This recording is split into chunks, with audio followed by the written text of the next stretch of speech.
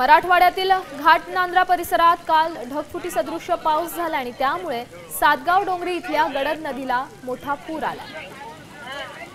या परिस्थितीचा आढावा घेतलाय आमचे प्रतिनिधी संजय महाजन यांनी। जळगाव जिल्ह्यातील पाचोरा तालुक्यामध्ये सातगाव डोंगरी ह्या गावामध्ये फार मोठ्या प्रमाणात ढगफुटीचा पाऊस झाला। आपण बघू शकतो की या ठिकाणी हे धरण हे पूर्ण 100% या ठिकाणी भरलेलं आहे।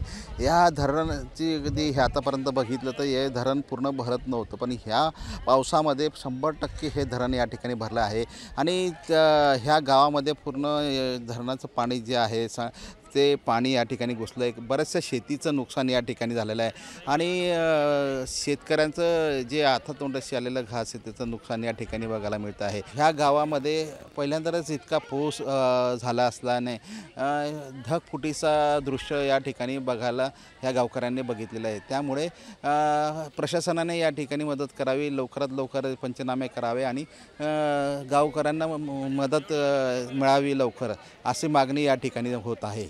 संजय महाजन, साम टीव्ही, जळगाव। आता isakal.com आहे देशातील नंबर 1 ची मराठी न्यूज वेबसाईट। प्रत्येक अपडेटसाठी isakal.com ला नक्की भेट द्या।